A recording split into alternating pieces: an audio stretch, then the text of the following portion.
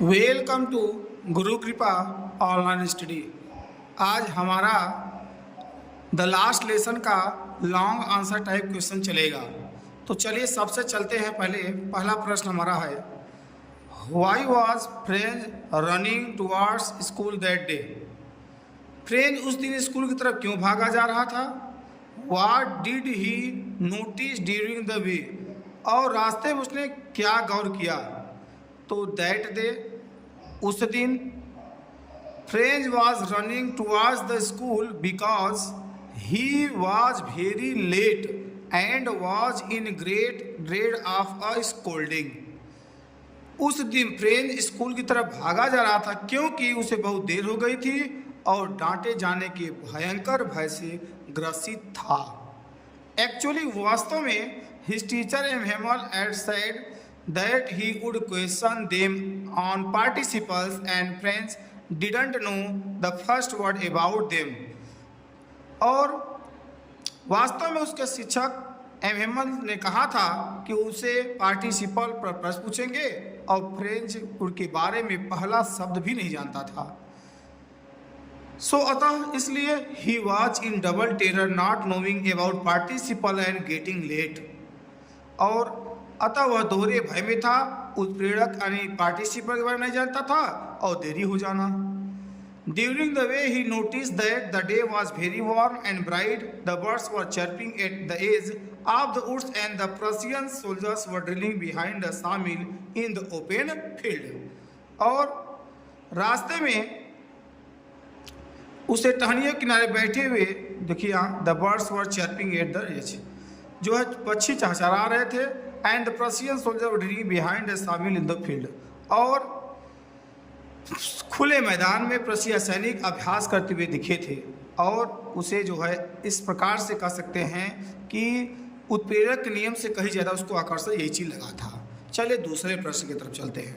दूसरा प्रश्न हमारा क्या कहता है, What was the scene inside the class when French reached the school?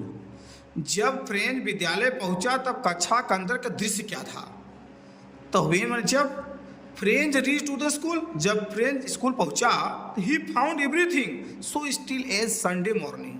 वह जो है सब कुछ रविवार की तरह एकदम शांत पाया। Through the window he saw his classmates already in their places and Emil was walking up and down with the terrible iron ruler under his arm। और खिड़की से उसे अपने सपाटियों को अपने स्थान पर बैठा पाया और हेमल ने अपनी बाह के नीचे अपनी डरावनी लोहे की छड़ी को लेकर आगे पीछे चल रहे थे। He saw his teacher Emil wearing his beautiful green coat and he also saw the village pupils sitting quietly on the back benches, including all the farmer mayor or the farmer postmaster and several others। और पीछे जब वो देखता है कि उसने अपने शिक्षक एमहेमल के उनके सुंदर हरे कोट को पहने देखा, उसने गांव के लोग, बूढ़े हासा, भूतपूर्व मेयर, भूतपूर्व पोस्टमास्टर, अनेक लोगों को दूसरे के साथ शांति बैठे हुए पाया। So everything and every day was still and styling that day. आप सब कुछ कह सकते हैं कि सब लोग उस दिन ठहरे हुए शांत लोग थे। चलिए क्वेश्चन नंबर 3 का देखते हैं। क्वेश्चन नंबर 3 हमारा क्या है, ध्यान से देखते हैं। क्वेश्चन नंबर 3 में पूछा क्या है, पहले देखिए प्रश्न को पढ़िए। How did announcement of the last lesson. तो प्रश्न पूछा आखिरी पाठ की घोषणा ने फ्रेंच पर कैसा प्रभाव डाला। तो the announcement of the last lesson affected French like a thunder clap. तो आखिरी पाठ की घोषणा ने फ्रेंच बहुत गहराई से प्रभावित किया, अर्थात कह सकते हैं कि वे सब उसके लिए कुठारघात के समान थे, thunder clap. He started to think about his mother tongue phrase, और अपनी मातृभाषा के बारे में सोचना शुरू कर दिया। He thought that he hardly knew how to write and he should never learn any more। उसने सोचा कि वो मुश्किल से ही जानता था कि कैसे लिखना, वो कभी भी अधिक नहीं सीख पाएगा। He was feeling sorry for not learning his lessons, और इसलिए उसे खेद था, यानी दुखी महसूस हो रहा था कि वह अपने पाठों को याद नहीं कर पाएगा। His books that had seemed such a nuisance while ago, which were so heavy to carry, his grammar and history of the saints were felt old friends by him. उसकी पुस्तकें जो एक पल परेशानी थी, जिनकी ले चलना बहुत भारी था, उसका व्याकरण और उसके महापुरुषों के इतिहास उसके द्वारा पुराने मित्र महसूस किए गए. The idea that his master was going away, that he should never see him again, made him forget all about his ruler and how cranky he was. और यह विचार उसके मास्टर शिक्षक दूर जाने के था और उन्हें कभी नहीं देख पाएगा, उसके रूलर को भुला दिया और कितना ही जो है कह सकते हैं सख्त था, यानी क्रैंकी था ही वाज. चलिए अगले क्वेश्चन की तरफ चलते हैं. क्वेश्चन नंबर 4 हमारा प्रश्न क्या कहता है. क्वेश्चन नंबर हमारा 4 क्या कहता है, ध्यान से देखिए. In which they did M Hamel blame himself and other for the language of the study of French language. M Hamel ने स्वयं को दूसरे को फ्रेंच भाषा के अध्ययन में नजरअंदाजी करने के लिए कैसे आरोपित किया.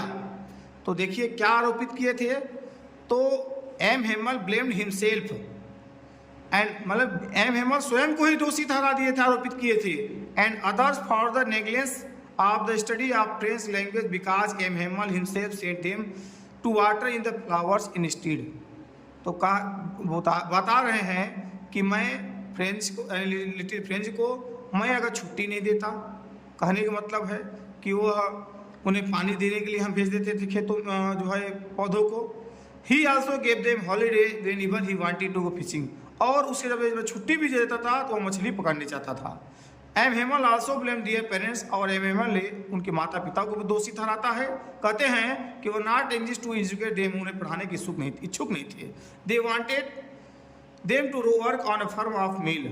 और वो सीधे से जो है उनके साथ जो है कहते हैं कि वह पैसा कमाने के लिए जो है कुछ मिलों खेतों पर वह थोड़ा सा पैसा कमाने खर्च में वहाँ पे भेज देते थे. Franz himself did not want to go school. और फ्रेंच भी विद्यालय नहीं जा चाहता था, लेकिन एंजॉय दिन का आनंद नहीं लेता था. अगला प्रश्न देखिए क्वेश्चन नंबर 5. क्वेश्चन नंबर 5 हमारा क्या कह रहा है. What happened at last. What happened at last? How did M. Hemal last the class? अंत में क्या हुआ. अब हेमल ने किस प्रकार का अंत किया कक्षा का. At last the church struck 12 and then the English. तो अंत में चर्च की घड़ी ने 12 बजाए और उसके बाद प्रार्थना हुआ. The drums of the Prussians returning from the drill sounded under their windows. प्रसियाई की तुरही आवाज अभ्यास से लौटते हुए उनकी खिड़कियों नीचे सुनाई दे रही थी. M Hamel stood. M Hamel खड़े हुए.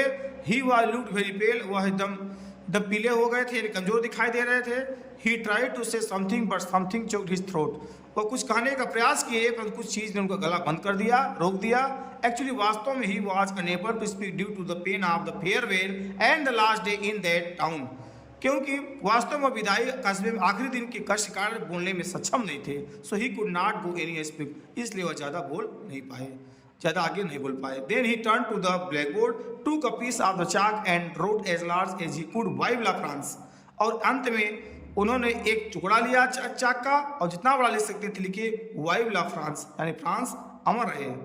Then he stopped and leaned his against the wall and without a word made a gesture to them with his hand. School dismissed, you may go.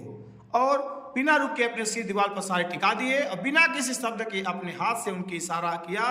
कहा विद्यालय खत्म हुआ, आप लोग जा सकते हैं. इस प्रकार से हमारा शॉर्ट आंसर टाइप क्वेश्चन के साथ साथ लॉन्ग आंसर भी समाप्त हुआ. अगले वीडियो में मिलते हैं. वीडियो अच्छा लगे तो जय हिंद, जय भारत.